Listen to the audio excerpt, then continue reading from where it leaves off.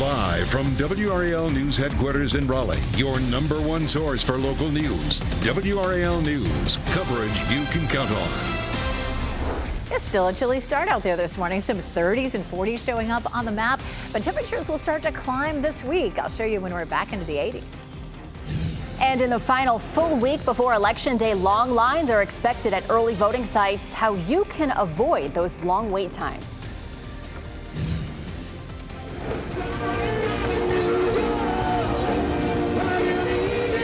And that's just a taste of a big turnout for hurricane relief in Raleigh. Your generosity at Music for the Mountains, so many people showing up, so many people raising money for a cause that is very important to help our neighbors out in the western part of our state. Thank you so much for waking up this morning on WRAL News and Fox 50. I'm Chris Lovingood. And I'm Michelle McConaughey. Happy Monday. Hopefully it's off to a good start. Weather-wise, chilly start, but this week's going to be another really nice week. Meteorologist Elizabeth Gardner with a look over North Hills this morning. You need the jacket, but later on it's going to be nice. We're about to see things really turn around after a chilly day yesterday with cloud cover. Today will be much more moderate, and then later in the week we're going to climb way above normal. North Hills, as you said, absolutely looking gorgeous this morning. Just a few clouds there on the horizon, but a pretty glow showing up on the buildings. 45 is the temperature. Our dew point is a very dry 42. Still some 30s up near the Virginia line. You could run into some patchy frost there. 51 in Fayetteville, 53 in Clinton. So again, wide range in our temperatures. No matter where you are, temperatures are between 5 and 15 degrees colder than this time yesterday. So that's a pretty big drop for us. But with sunshine this afternoon, we'll climb up to around 70. Watching the tropics still this time of year. 40% chance of some development here in the Caribbean, and most likely it's going to sit down here and not really develop, but there is a chance. Our American or GFS model consistently wants to show that developing off the coast of the United States, so we'll be watching it closely. Ken? Hi, Elizabeth. Happening now in the WRAL Traffic Center at the top of the hour, seeing a little bit of a slowdown in some of the troubled spots, particularly going into I-885 heading into Durham this morning. I think there's a crash right there. Give me about 10 minutes. I'll update you on that and let you know exactly what's going on for those of you heading into the Bull City, especially if you're listening to us on the radio this morning. The other troubled spot we're seeing this morning, US 1 coming in from Wake Forest.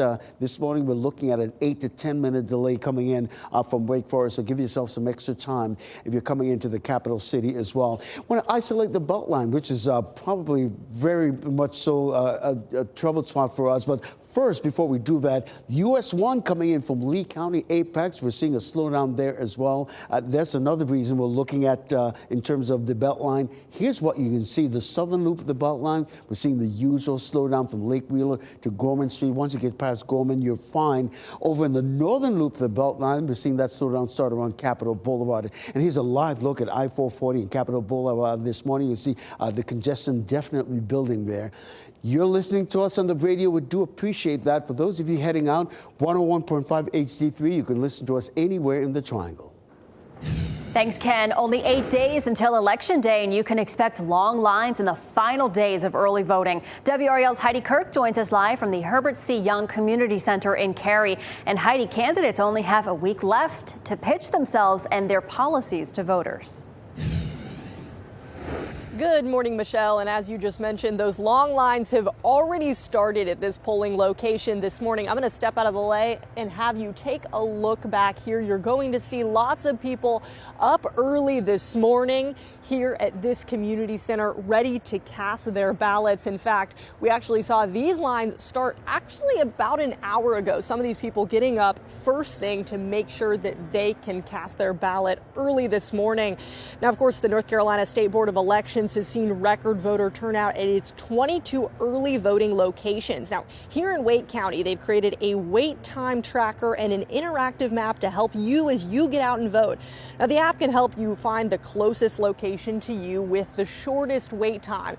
And you've still got several more days to do this. The last day of early voting is on November 2nd at 3 p.m. and you can early vote at any early voting location in the county where you are registered. Heidi Kirk, WRAL News in Cary. And you can use the WRAL voter guide to help you make your voting plan. Enter your address to find a sample ballot, to check your voter registration and early voting times and places. You can find it all on WRAL.com. Just search vote. Democratic candidate for Governor Josh Stein is holding a rally at UNC Chapel Hill today. Stein, along with Governor Roy Cooper, will spend the afternoon encouraging students on the importance of voting. The rally will happen at the Graham Memorial Terrace, and that is this afternoon at 3 p.m.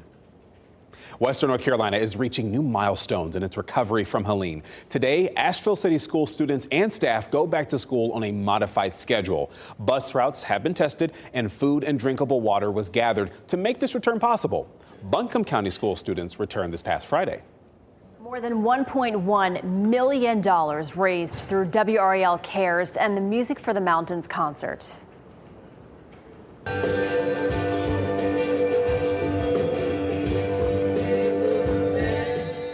It was a huge night in Raleigh last night as thousands of people came together at Red Hat Amphitheater to send aid to the mountains. Some big names in country and bluegrass music like Chatham County Line to headliners Old Crow Medicine Show donated their time, their energy, and their voices. Old Crow frontman Ketch Sikor said that headlining the show was a personal cause.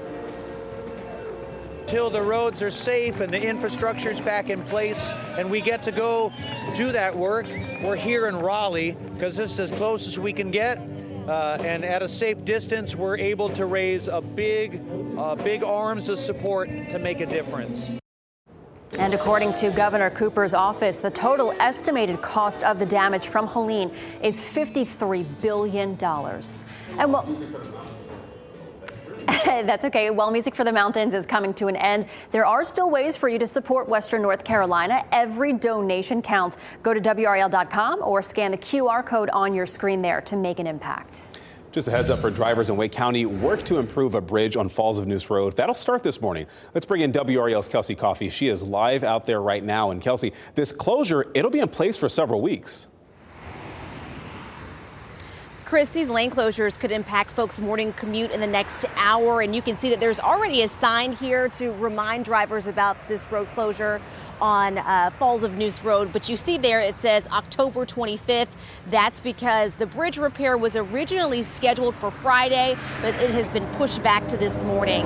We'll give you a look now at a map so you can see the area that's going to be impacted by this bridge repair. The lane closures will happen in two phases. The northbound lane from Old Falls of Neuse Road to Wakefield Pines Drive will close first. That's expected to last for about a month.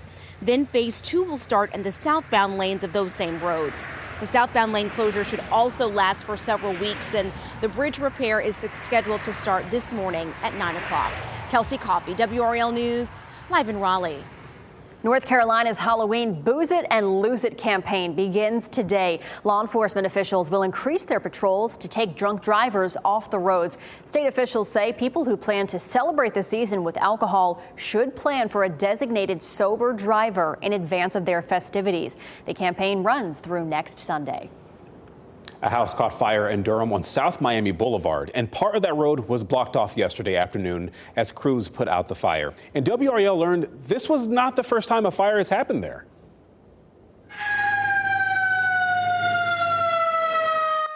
Thick smoke right there, and pretty intense flames too. Durham Fire says this started around 2:30. It took firefighters about 10 minutes to put the flames out. A man was inside the house during the fire. He got out safely and was not taken to the hospital. This fire could be seen for miles down the road. People describe what they saw and they smelled.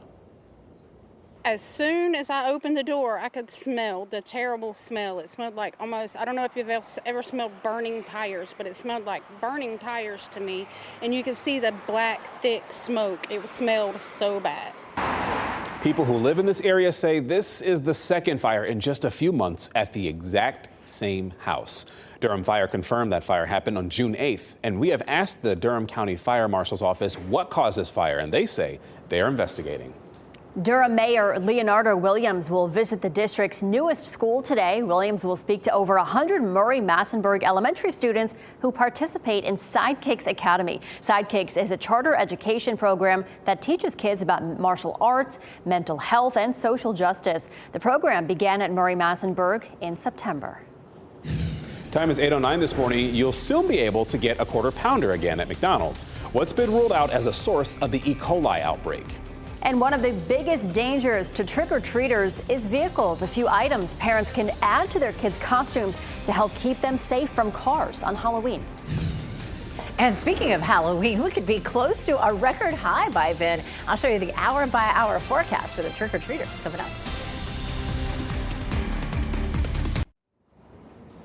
Welcome back. 8:13 now on your Monday morning. A beautiful start to our morning. Sunshine and blue skies. Meteorologist Elizabeth Gardner has a look around town. Halloween, Elizabeth, we could reach a record. We could be really close to it. It's crazy. You know, it was really cool and gray yesterday, but we'll start to see a big warm up, and I'll show you the pattern change coming up. But here in Fayetteville, some cloud cover. We're not seeing a lot of clouds out there this morning, though. Apex is nice and clear. Raleigh is too. Chapel Hill has just a few passing clouds. Generally today will feel partly cloudy for the bulk of the day. Chapel Hill's courtesy of Top of the Hill restaurant.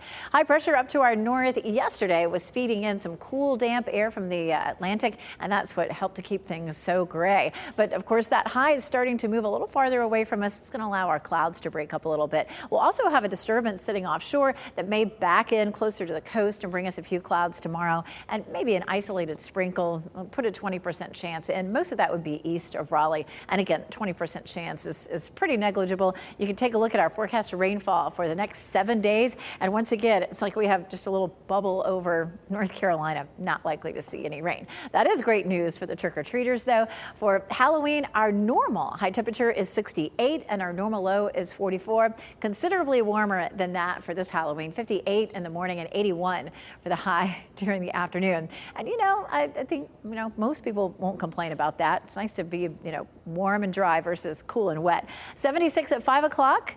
71 at 7 o'clock. So those are your temperatures for Halloween planning purposes. 81, that high temperature is actually close to a record of 85. And in Fayetteville, 83, close to the record of 86. So it's going to be quite warm. Tropical outlook. We've had, you know, a very active hurricane season because the ocean temperatures have been very warm, and still looking at a 40% chance of development here in the Caribbean. Most of the models just keep it here thanks to a high pressure system and don't really develop it. But our GFS, or American model, has consistently developed it somewhere off the coast of the United States, not necessarily bringing it on shore, but we'll watch for that. But most likely the pattern will be this high pressure system keeping it down to the south. So keep our eye on it. It would be at the end of next week.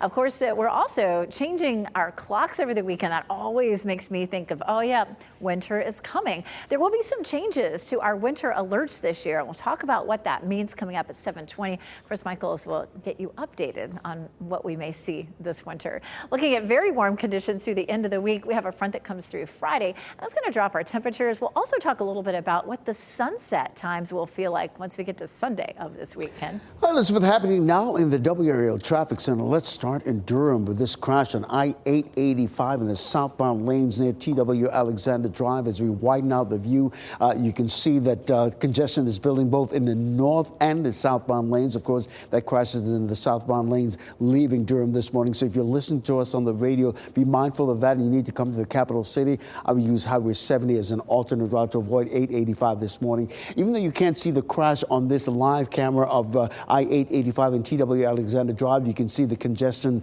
that's building in both the north and southbound lanes there, heading in and out of the Bull City this morning. So give yourself some extra time. Use that Highway 70 as an alternate route if you're coming into the capital city. Elsewhere around the Triangle and surrounding communities, we're seeing the usual congestion building on the northern loop of the Beltline as well as the southern loop of the Beltline. Maybe you're looking at maybe a 3 to 5 minute delay, but those of you who travel the Beltline on a regular basis, you know exactly what I'm talking about. So if you're getting ready to head out this morning, you can listen to us anywhere in the Triangle at 101.5 HD3. You also have a couple of other options as well, 99.3 FM in Raleigh and 96.5 FM in Durham. Elizabeth is tracking near record warmth on Halloween, as you heard, but changes are being made to how you are warned about cold weather this winter. Let's bring in meteorologist Chris Michaels to break down those changes and what they mean for you. Yeah, exactly, Chris. And so one of the things that you sometimes see during the winter are wind chill advisories, watches, and warnings. National Weather Service is getting rid of that wording and replacing it with extreme cold. An extreme cold watch would mean that dangerously cold weather with or without wind is possible. A warning means it's likely. So why exactly have they gone with the different wording? Well, it can be dangerously cold without wind included. Think about the heat. If it's a dry heat, It's still hot, right? Meanwhile, the cold, it accounts for 6% of weather-related fatalities, so it is important to be warned about it, even though it is kind of rare around here for us to get that dangerously cold weather. For instance, last time the National Weather Service in Raleigh issued a wind chill alert was Christmas Eve of 2022, when the wind chill was 5 below zero, 674 days ago. In fact, I also looked at some of the numbers over the past 15 years. We've only had 12 of those cold weather alerts. Compare that to heat. We've had 135 heat alerts over the past 15 years. Still working to figure out what the exact criteria is going to be for these extreme cold warnings from the Weather Service. I've been chatting with them behind the scenes. I'll have that later for you this morning on WRAL.com.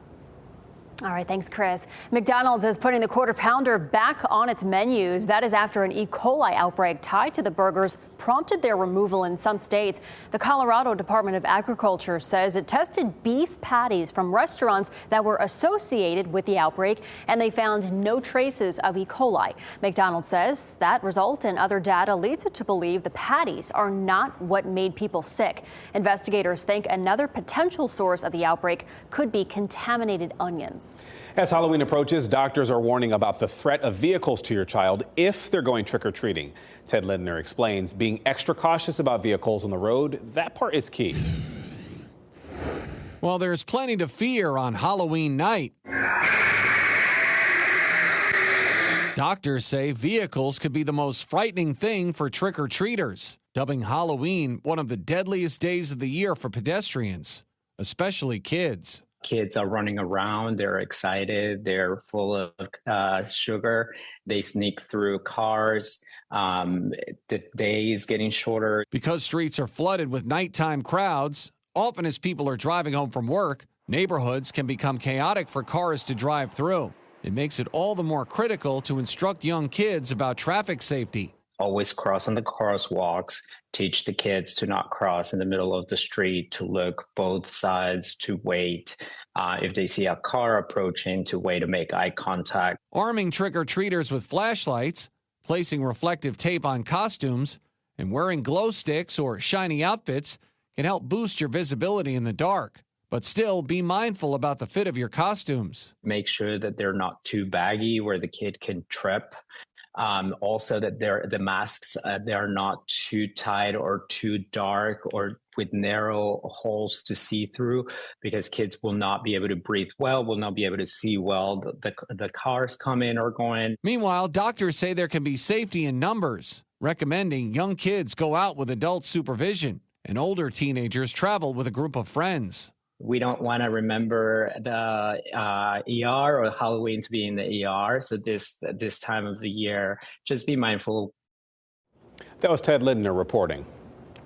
Well, you can learn more about the role of artificial intelligence in North Carolinians in the workforce today. Google, Durham Chamber of Commerce, and State Board of Community Colleges will hold a panel discussion this morning.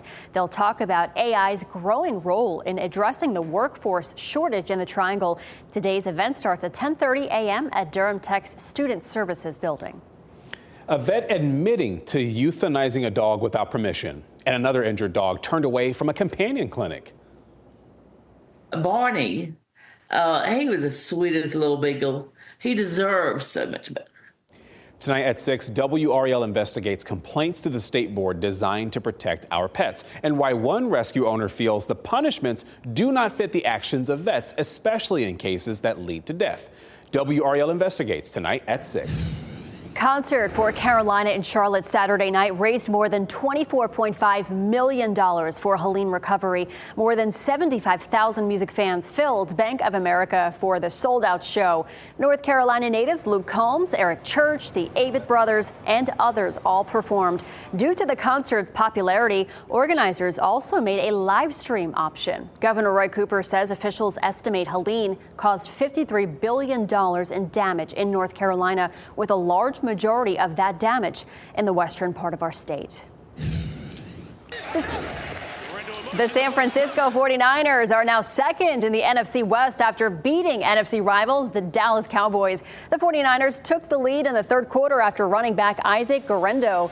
He made his first career touchdown, followed by a touchdown from George Kittle. However, CeeDee Lamb's two back-to-back touchdowns in the fourth quarter were not enough for the Cowboys.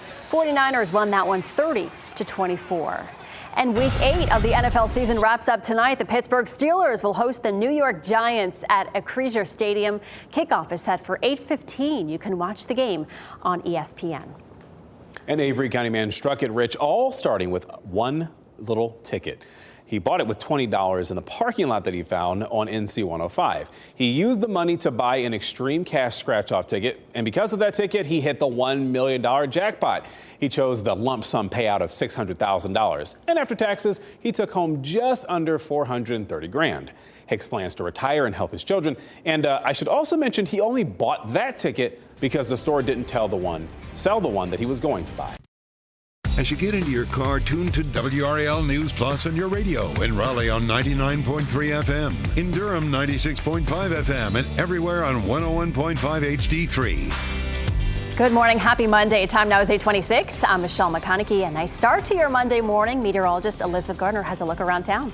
Beautiful behind you with lots of sunshine, and we're seeing that in a lot of places. Durham is nice and clear this morning at 45, Raleigh at 45, but over in Fayetteville, we are seeing a deck of clouds. That deck of clouds is likely to dissipate in the next couple of hours, and we'll see partly cloudy skies this afternoon. Right now, it's 51 in Fayetteville. So heading out the door, it's definitely cooler than it was yesterday, but it's a pretty chilly afternoon. This afternoon will feel warmer than it did yesterday as our winds are starting to shift to the south-southeast. Temperatures at lunchtime, mid-60s, will climb to nearly 70 this afternoon. Should be pretty comfortable for exercising today, Ken. All right, Elizabeth, happening now in the WRAL Traffic Center. I want to focus for a brief time on Durham this morning. This crash on I-885 in the southbound lanes near TW Alexander Drive causing somewhat of a slowdown as we widen the view. You can see the slowdown is both the north and southbound lanes. I checked the sensors just now. You're looking at a 4-minute delay in the southbound lanes and an 8-minute delay in the northbound lanes as we look live at 885 and TW Alexander Drive. Even though you see traffic is moving at a steady clip, just keep those delay times in mind as you're about to head out and head into the Bull City. Right now, we're seeing the usual slowdowns on US 1 coming in from Wake Forest this morning. I'll have an update at the bottom of the hour over on Fox 50. Thanks, Ken. And heads up for drivers in Wake County. Work to improve a bridge on Falls of Neuse Road will begin this morning at 9 o'clock. The northbound lanes from Old Falls of Neuse Road to Wakefield Pines Drive will close first. Then phase 2 will start in the southbound lanes.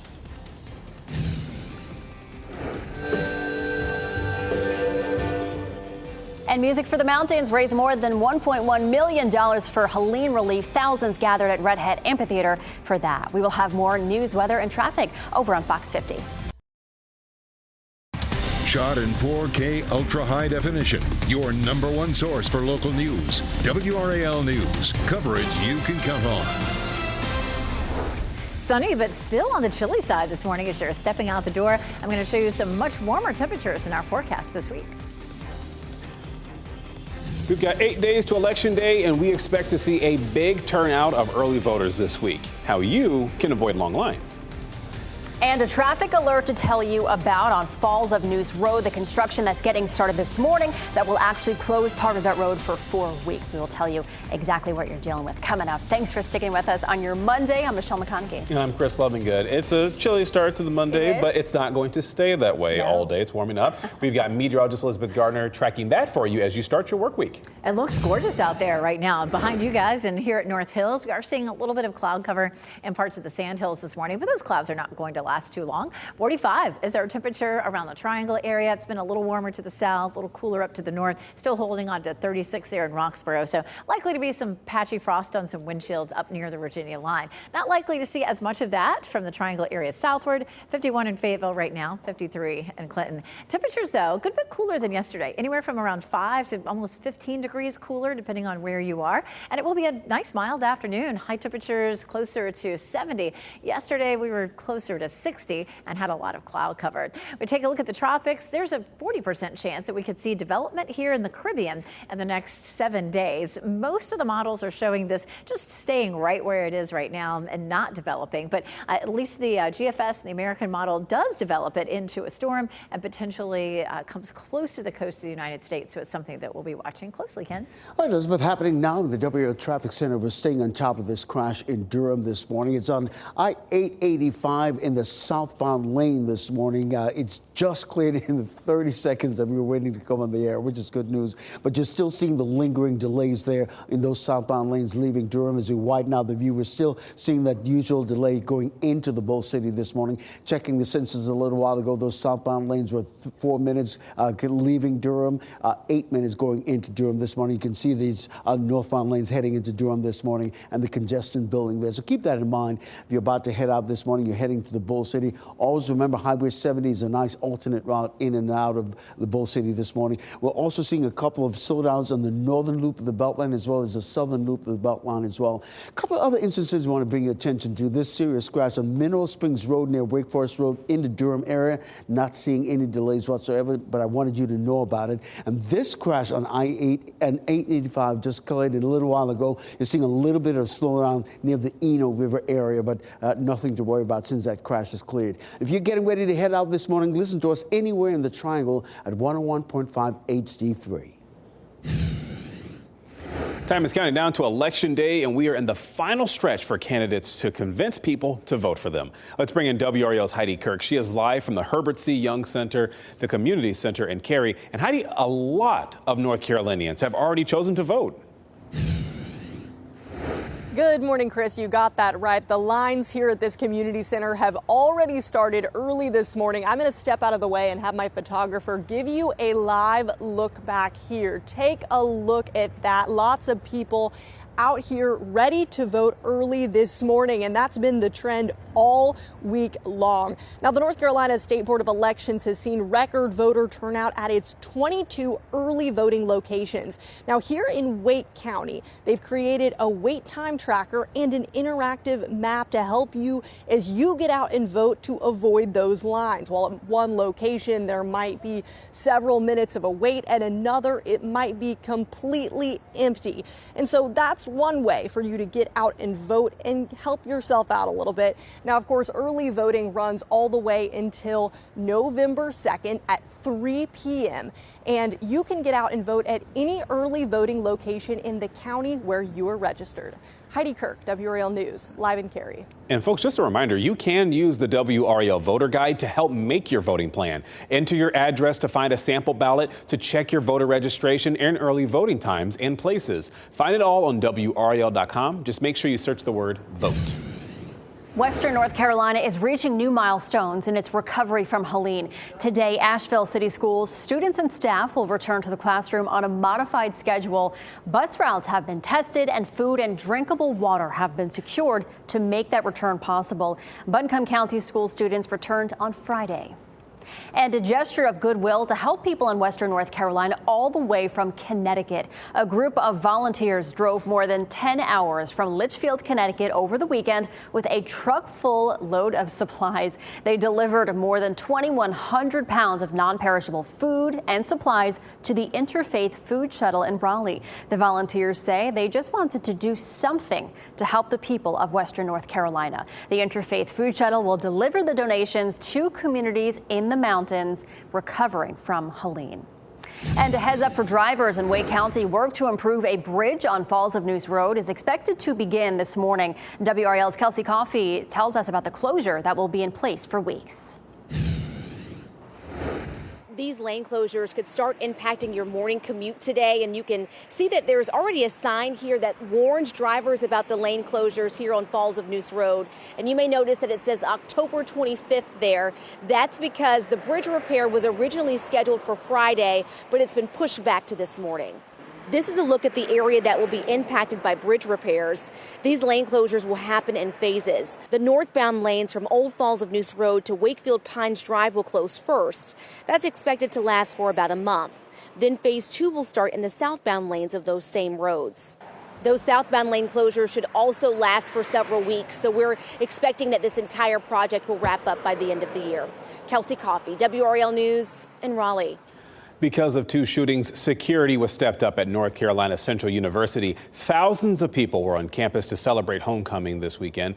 That's when those two unrelated shootings nearby paused all the activities, according to the school. 4 people, including 1 student, are recovering from gunshot wounds. And WRAL was on campus speaking with students who said they are disturbed by the violence. We can't let that from stopping the next homecoming or the homecoming after that. You know, we just got to regroup and then think about what we can do better next year. Warrants indicate NC Central Police arrested 2 men Saturday night. Danye Medhin is accused of firing a gun on educational property, and Joshua Virgil was charged with possession of a gun on educational property. A woman died during a shooting at a fast food restaurant in Durham. County deputies received a call about a shooting at the Cookout on South Miami Boulevard. That was Saturday night, just after 10:30. When deputies arrived, that is when they found 29-year-old Davicia Lee. She died. Investigators have not announced any motives, but they are saying they believe this was isolated.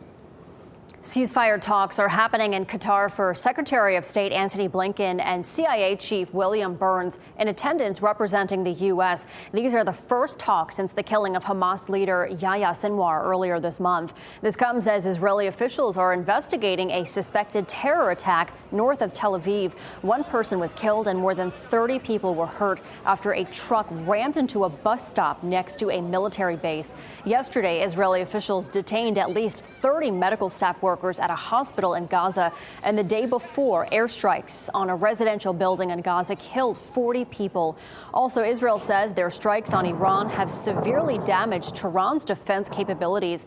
Iran has vowed an appropriate response to that strike. Your time is 8:38 this morning. Parents, you'll have the chance to learn more about Durham Public Schools' plan to restructure. This is focused on the district's Growing Together plan. Leaders say the main goals are equity, access, diversity, and managing growth in Durham. The district will be split into 5 regions, each with equal opportunity and a base school. An information session is happening tonight. That's at 5:30. You can go to that at the Southern School of Energy and Sustainability on Clayton Road.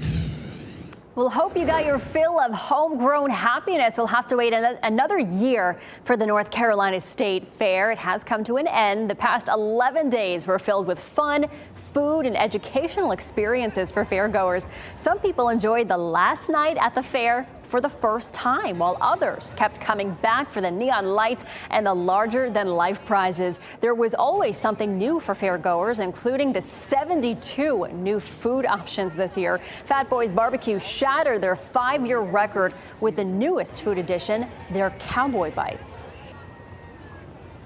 It's been the most profitable item we've ever done, and also it's been the most profitable year we've ever had at the fair.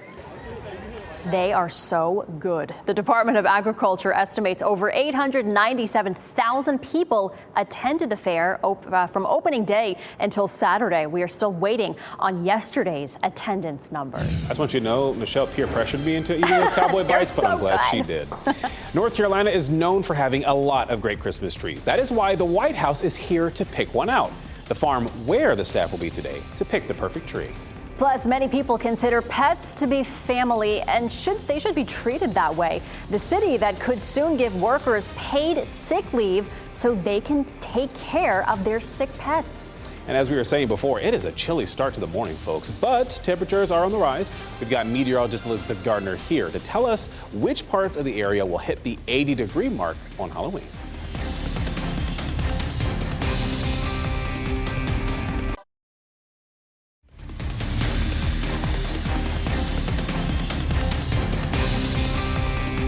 Getting you a live look at Lake Gaston this morning. Very cool and crisp. The waters in the skies as well. We get it. You probably crawled into bed going, I don't want to get out. Guys, you got to get up today. I promise. It's going to warm up. I know it's starting chilly. We've got meteorologist Elizabeth Gardner here to tell you just how warm it's going to get today. It's going to feel pretty good today compared to yesterday where we were stuck in the clouds for most of the day and temperatures are in the upper 50s to around 60. It'll be about 10 degrees warmer than that this afternoon. We start off with a live look at downtown Raleigh, looking down Fayetteville Street. Everybody's out there in their jackets, long sleeves, a little breezy, but I mean, it's always breezy on Fayetteville Street, right? You can see the flags moving around there. And the shot courtesy of our Jimmy V camera. 45 degrees still, but once we get to 9 o'clock, we'll we'll start to see those temperatures climbing and climbing pretty quickly too. We'll hit 64 by lunchtime. So if you're headed out and about at lunchtime, it should feel a good bit more comfortable. It'll be a dry day today, but we're watching the potential for disturbance to feed some clouds in potentially, especially in our eastern counties overnight tonight. And so some of those clouds may be with us for part of the day tomorrow.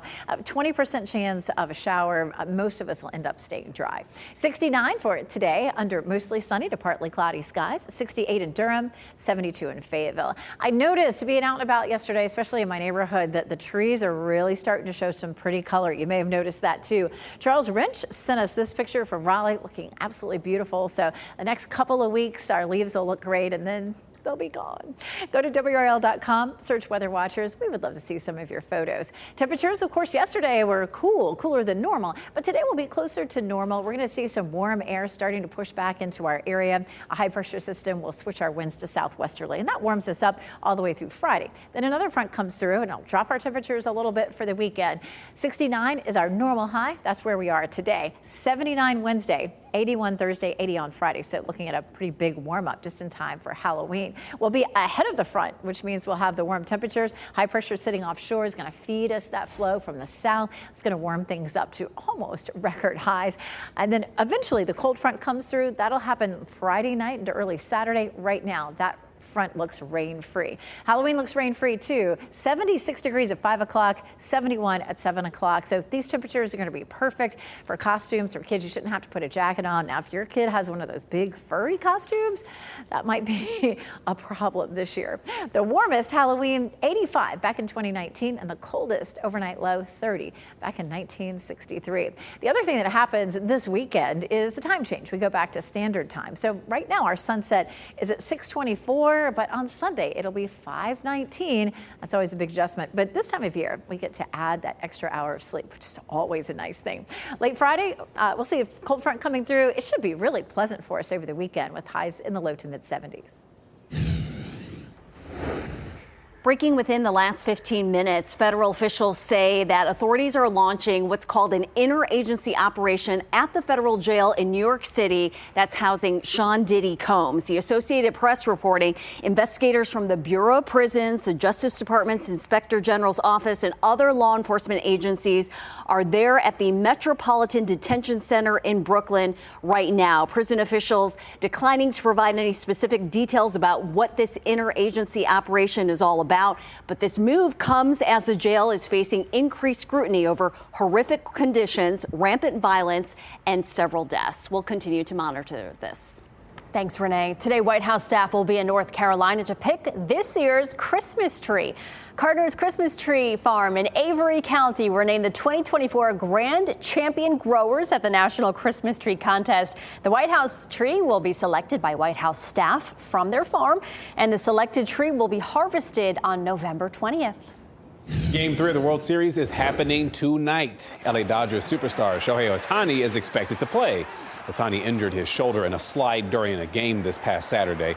The Dodgers ultimately won the game and are leading the World Series 2-0.